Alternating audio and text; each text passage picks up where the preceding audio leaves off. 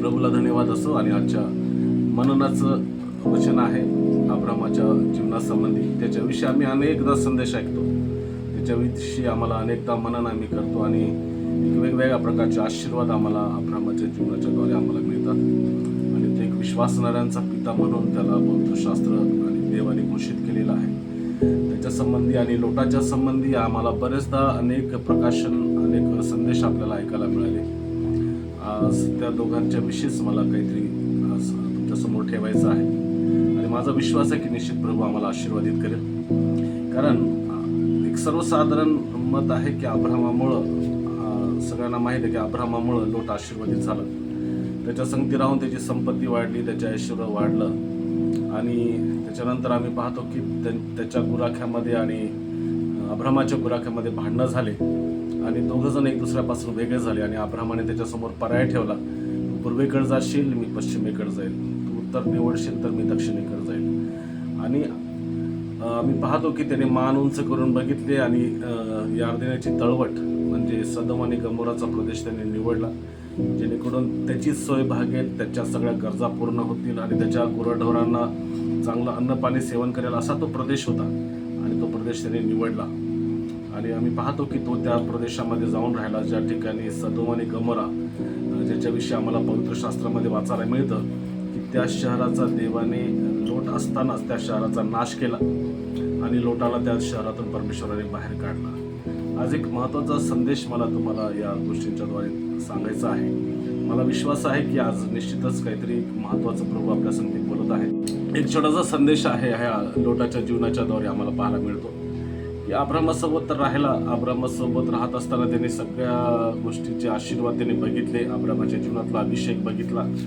अब्रामाच्याद्वारे तो आशीर्वादित झाला, त्याला भरपूरचे आशीर्वाद मिळाले आणि त्याच्यापासून तो वेगळा झाला. आणि त्या लोटाच्या विषयी आम्हाला पवित्र शास्त्रामध्ये जास्त माहिती मिळत नाही, परंतु त्याच्याविषयी एक विशेष अध्याय आहे की त्याचे ज्यावेळेस सदोम आणि गमोराचा नाश झाला, देवदूताने त्याला बाहेर काढला आणि त्याच्या मुली त्याला एका डोंगरावर घेऊन गेल्या. परंतु पेत्राच्या पत्रामध्ये आम्हाला पुन्हा एकदा पाहायला मिळतं की लोटाच्या बाबतीमध्ये त्या ठिकाणी पेत्र लोटाला नीतिमान पुरुष अशा प्रकारचं संबोधन करतो की तो एक नीतिमान, लोट नीतिमान व्यक्ती होता आणि अनीतिमान लोकांमध्ये, अधार्मिक लोकांमध्ये तो त्या ठिकाणी राहत असताना तो पेत्र असा लिहितो की त्याचा जीव कासावीस होता, त्याचा जीव कासावीस झाला होता. त्याला दुःख होत होतं ह्या लोकांच्या वागण्याने, त्यांच्या जगण्याने, त्यांच्या लिव्हिंग स्टाईलने तो बेचैन झालेली अवस्था आम्हाला पाहायला मिळते. आणि मला एक आणखी गोष्ट पाहायला मिळते की त्या ठिकाणी ज्यावेळेस तो अब्रामापासून वेगळा झाला, अब्रामापासून वेगळा झाल्यानंतर तो सदोम आणि गमोरामध्ये राहायला गेला. या गोष्टीतून मला एक गोष्ट सांगायची की त्याच्या जीवनामध्ये जे परमेश्वरापासून मिळालेली धार्मिकता होती, नीतिमत्ता होती, जी अब्रामाच्याद्वारे त्याला मिळाली होती, जी अब्रामाच्या संगतीमध्ये राहून त्याला प्राप्त झाली होती. परंतु पेत्र ज्या गोष्टीचा उल्लेख करतो, पेत्र काय म्हणतो या ठिकाणी की एक नीतिमान व्यक्ती त्या ठिकाणी काय झालेला आहे, सदोम आणि गमोरामध्ये त्याचा जीव कासावीस झाला, त्याचा जीव बेचैन झाला. आणि मी थोडंसं अस्वस्थ झालो या गोष्टीचा. नीतिमान व्यक्ती कसा काय अस्वस्थ होऊ शकतो, नीतिमान व्यक्ती कसा कासावीस होऊ शकतो? कारण देवाचं वचन सांगतं धार्मिक खजुरेसारखे समृद्ध होतील म्हटलेलं आहे.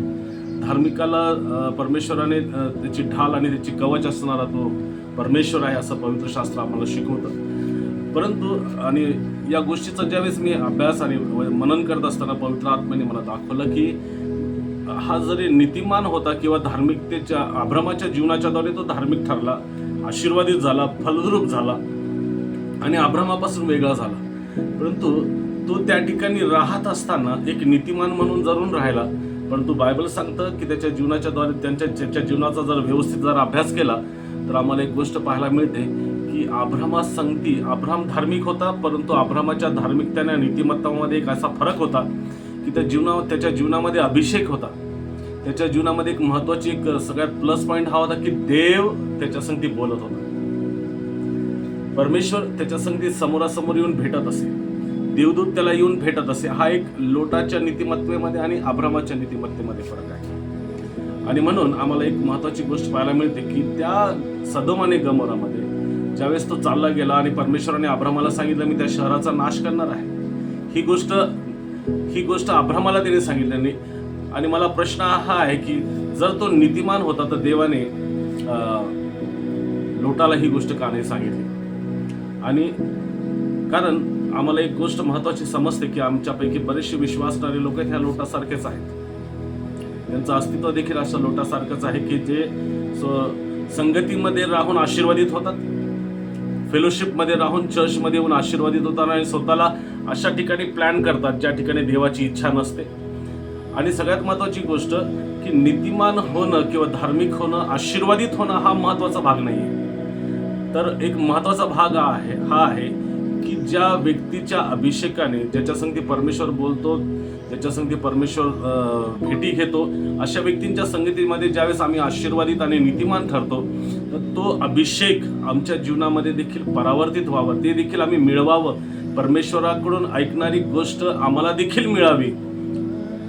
हा एक महत्वाचा भाग हा महत्वाचा अभाव लोटाच्या जीवनामध्ये आम्हाला पाहायला मिळतो. कारण अब्रामासंगती परमेश्वर बोलत होता, पण लोट नीतिमान असताना सुद्धा परमेश्वर त्याच्या संगती बोलत नव्हता.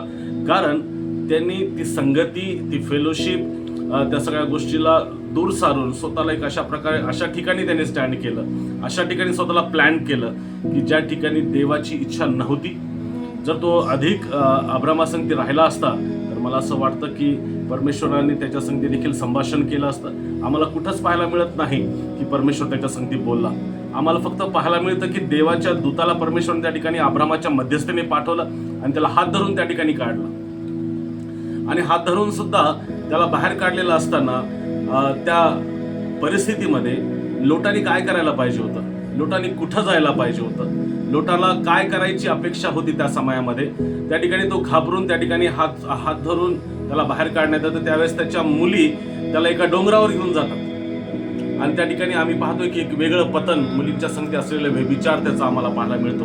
मला असं वाटतं की या परिस्थितीमध्ये लोट जर परत अब्रामाकडे गेला असता, अब्रामाच्या संगतीमध्ये उभा राहिला असता, तर मला विश्वास आहे की आमचा देव हा रिस्टोर करणारा, आम्हाला पुन्हा उभारणारा तो परमेश्वर आहे. आम्हाला तो आमची पुनर्बांधणी करणारा तो परमेश्वर आहे. कारण याच्या आधीच सुद्धा ज्यावेळेस लोटाचं सगळं एका राजाने सगळं लुटून नेलं होतं, काही लुटारू लोकांनी लोटाचं सगळं घरदार, त्याच्या बायका, त्याचे गुरेढोरे सगळे लुटून नेले, त्यावेळेस अब्रामाने त्यांना ते सगळं लुटलेलं पुन्हा वापस आणून दिलं आणि पुन्हा त्याला सेटल केलं. आणि ही दुसरी टाइम होती की त्याच्या जीवनामध्ये त्यावेळेस तो अब्रामाकडे गेला नाही, तर त्याने आपलं अस्तित्व एका डोंगरावर वसवलं आणि आपल्या मुलींच्या व्यभिचाराच्या द्वारे तयार झालेल्या संततीला त्याने जन्म दिला. आणि आम्ही पाहतो की देवाच्या वचनामध्ये, परमेश्वराने अनुवादाच्या पुस्तकामध्ये आम्हाला वाचायला मिळतं, त्या ठिकाणी स्पष्ट सांगितलेलं आहे की लोटाच्या वंशजांनी माझ्या दर्शनाला यायचं नाही, अशा प्रकारचा शब्दप्रयोग आम्हाला लोटाच्या बाबतीमध्ये पाहायला मिळतं.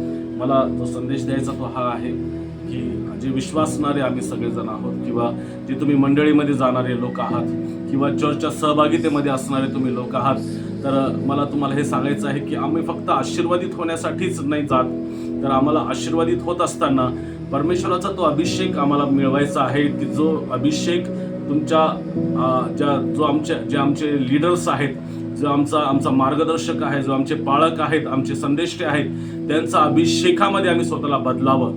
की जर परमेश्वर त्यांच्या संगती बोलत आहे तर परमेश्वराने माझ्या संगती देखील बोलावं, माझ्या त्या योग्यतेचं स्वतःला घडवावं आणि त्याच्यानंतर आम्ही वेगळं व्हावं. कारण देवाची हीच इच्छा आमच्या जीवनाच्या द्वारे की आम्ही त्याच्या उपयोगाचं पात्र बनावं. ते आम्ही आशीर्वादित व्हावं ही देवाची इच्छा नाही, तर आम्ही त्याच्या उपयोगाचं पात्र बनावं ही परमेश्वराची इच्छा आहे. कारण लोट हा नीतिमान होता, परंतु त्याने स्वतःला वेगळं केलं आणि अशा ठिकाणी जाऊन राहिला. कारण त्याची मानसिकता होती की मी तिथं राहू शकतो, मी तिथं त्यांच्या गोष्टीला बळी पडणार नाही किंवा त्यांच्या त्या गोष्टीला, परंतु त्या गोष्टीमुळे त्याची अधोगती झाली, त्याचं पतन झालं आणि आम्ही पाहतो की त्याचं सगळं ऐश्वर्य खतम झालं. जे अब्रामापासून मिळालेलं त्याला होतं, जे अब्रामामुळं त्या अब्रामाच्या संगतीमध्ये राहून जे आशीर्वाद, जे देवदूताला ओळखणारी नजर जी त्याला प्राप्त झाली होती, आम्ही पाहतो की त्या सगळ्या गोष्टी सदोम आणि गमोराच्या नाशाच्या सोबत त्याचं सगळं खतम झालं. त्याचे आशीर्वाद निघून गेले, मंदिर त्याच्या वंशजांना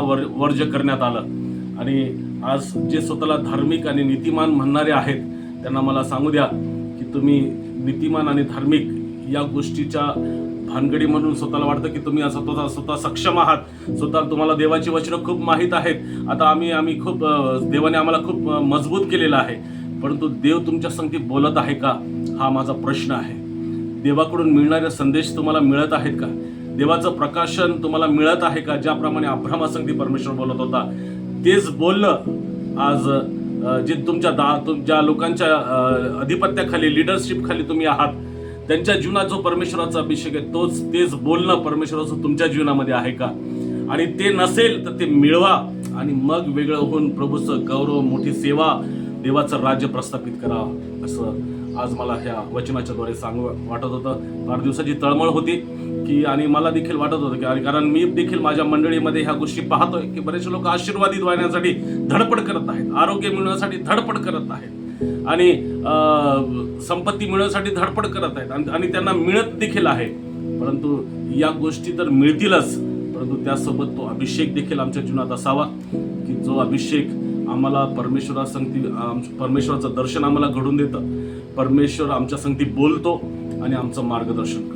प्रभू तुम्हाला आशीर्वाद.